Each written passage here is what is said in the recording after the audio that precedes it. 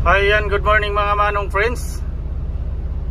Nandito ulit tayo. Ito na yung pangatlong balik natin dito. Ayan, may tatlo pang natira. Ayan o, isa, dalawa, tatlo.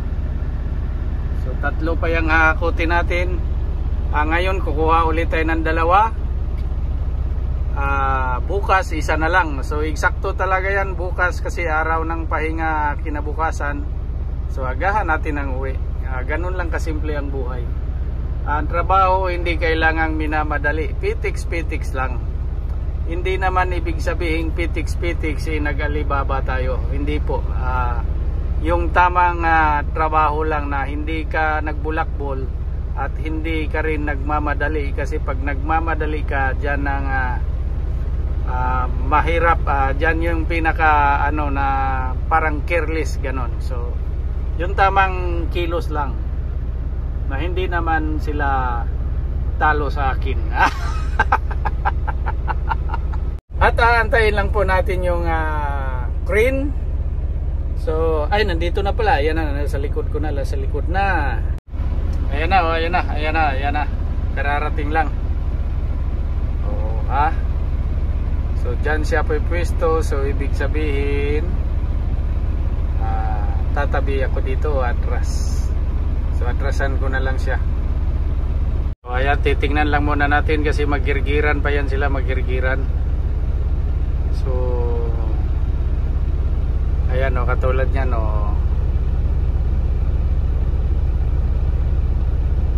hindi pa yan sila kikilos. So magkwentuhan mo na yan, kaya antayin na lang natin. At yun na nga po, ayan na nag-settings na.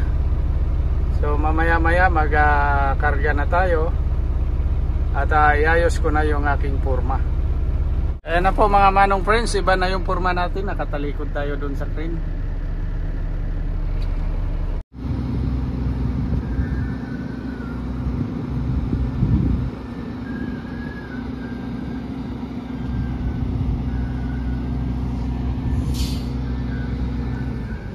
Umalis yung forma na Pakistan paano, wala siyang helmet.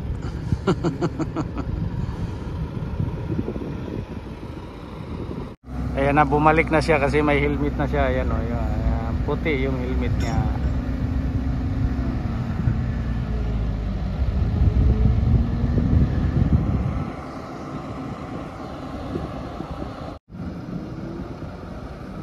Ayan na, binibira na yung lifting bar. Paangat na ng paangat.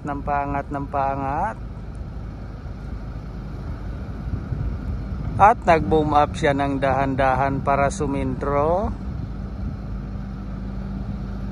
Ayan na. At gumiling ng konti.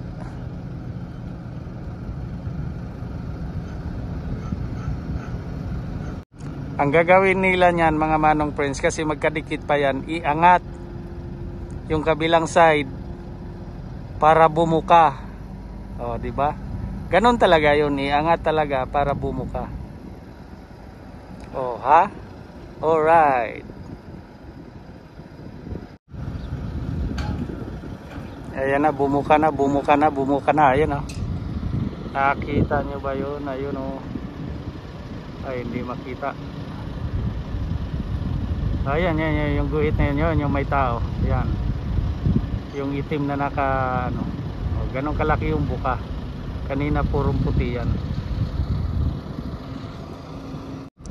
Ayan na, nakapasok na yung belt. So kaya inangat yung kabila para bumuka, para makapasok. Ayan di nakapasok na yung belt. Siguro safety engineer yung lumapit. Ayan yan.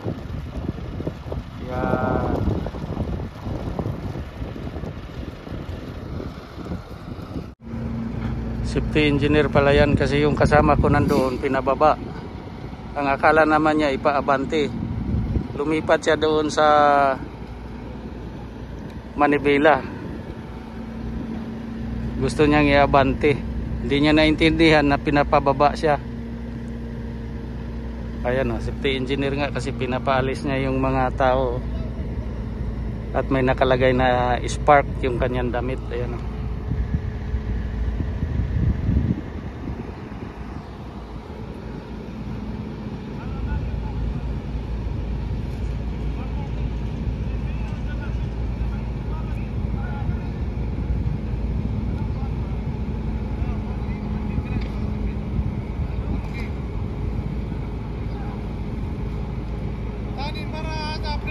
Yun na nga mga manong friends, no, huminto tayo kasi nga yung ito yung sa ano, dahil sa yero makipagtalo pa kasi yung karpintero, hindi daw okay na daw.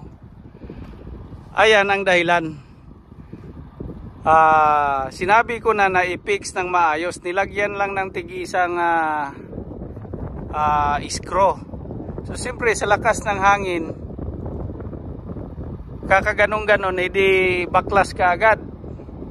Paano pa yan pag lumipad pa yan sa halimbawa sa mga paglumipad yan at tumama sa ibang sasakyan? Sa left side pa naman. Paano kung sa kotse tumama sa pool? Ang mangyayari, bayad ako, di ba? Yan ang hindi naintindihan ng mga ng hindi tracker. Kasi hindi nila alam, ang alam nila pag naikarga okay na. So paano yan? Ayan o, normal pa lang na hangin yan o, gumagalaw o. Paano pag tumakbo ako, takbo ako ng 80? Edi mabuti nga napansin ko kagad kaya hininto ko na. Kasi sigurado ililipad yan. Sana kung ilipad hindi tatama ng kotse. Okay lang. Kaya hindi ko itinakbo para matuto sila at makita nila. Sinabihan ko sila, hindi ko to itatakbo hanggat hindi nyo puntahan. Pwede ko sanang gawang paraan, talian ko yan. Kaso gusto ko matuto sila. Yan na mga manong friends, ayan na oh. Yan, nag-hazard na. Oh, hindi talaga ako alis hanggat hindi yan dadating mga yan. Kasalanan nila yan eh. Ayan na, mas gusto nila yung magpaulit-ulit eh. Sinabihan ko na iayos, ayan na. Ayan na mga manong friends, nandito na ulit tayo, ayan. May dalawa dyan, tapos yung karga natin ibababa, pangatlo. Babalik pa tayo isa. So bukas mayroon pa tayong isang babalikan. At sa subscribe lang po, masaya lang po tayo dito. Sa mga gusto sumali sa ating community, i-click nyo lang po yung join. Nagka-traffic dahil sa train. Grabing haba oh. Puro container yung karga. Doon oh, layo na oh. Pero ang haba pa rin, ang haba pa rin. Ayan na po mga manong friends, nakahiwalay na yan oh. Bubuhati na lang. Pinaghiwalay na nila, pinaghiwalay na. Ayan.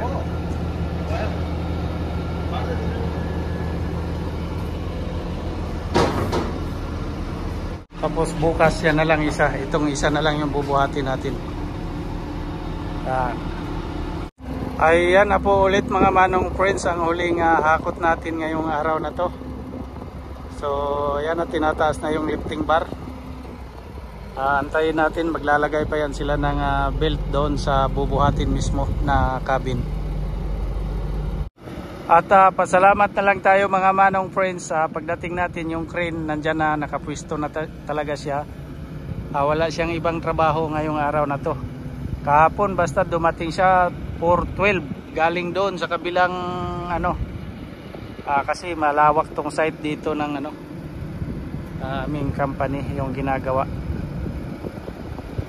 Rental yan, rental. Ganda talaga pag sa Aramco maka-assign yung unit. Ayan yung kato na yan mga manong friends. Yung crane na yan, kato siya. Luma na pero walang katagas-tagas. Kasi bawal din talaga dito, may diferensya yung equipments mo. Babay ka, babay. At ayan na po pala, ayan, tinataas na. Tinataas na yung cabin. Oh, grabing dahan-dahan, oh, ingat na ingat, oh.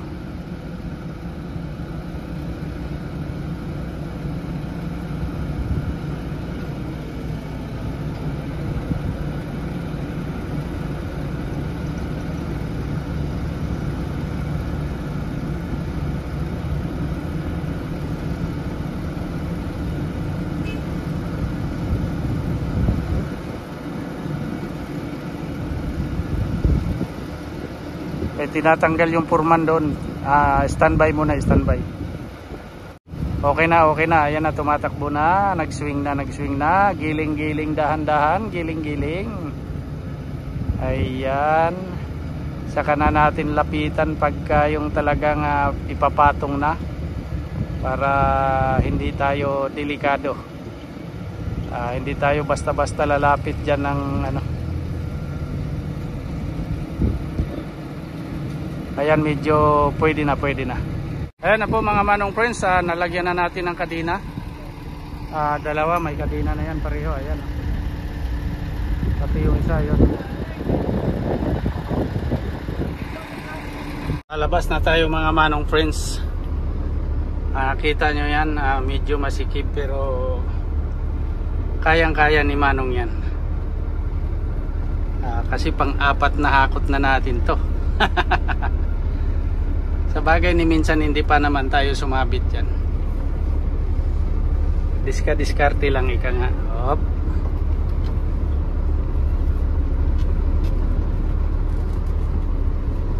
Yan o.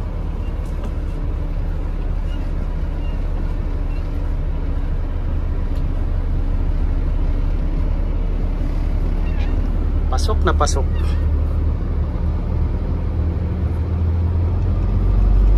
Okay.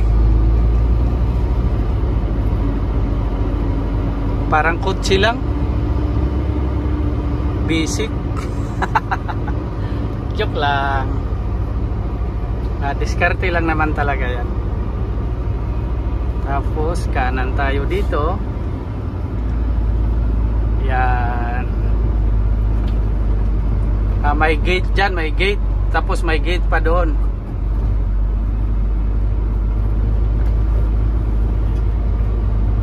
Ayan yung bahay ng gwardiya, oh. Pero natimbrihan na siguro yan kasi nakababa na yung lubid. Tingnan natin kung hindi ba tayo sitahin kasi lagi tayong sinisita dito. Bawal sila. Mga manong friends, nung nakaraang araw dyan tayo nagtrabaho. Yun yung mga container na yon. Dito yung banda galing sa gilid na to. Transfer natin doon, kumbaga parang pinagpapraktisan nila. Yan yung mga crane na yan, yung gantry kung tawagin. Pero part din ng crane yan. So maraming klase kasi yung crane. Yan, dyan tayo nung nakaraan. Nasa aking Facebook. Walang ligtas lahat na basta hindi ka company namin na talagang tinitingnan yung loob ng kotse.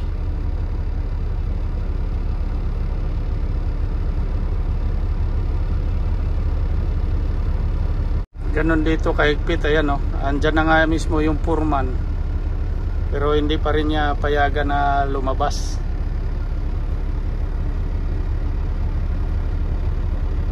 Ayan mga manong friends, kung napapansin nyo, 4 na yan. So bukas mayroong isa na lang tayong babalikan at pauwi na tayo. At katulad ng sinasabi ko sa ating outro, ito po si Manong Obed Rosales Vlog, Robert Idaño sa totoong buhay. Ako po'y magpapaalam pansamantala. Ingat kayo palagi. God bless. I love you all. Bye bye.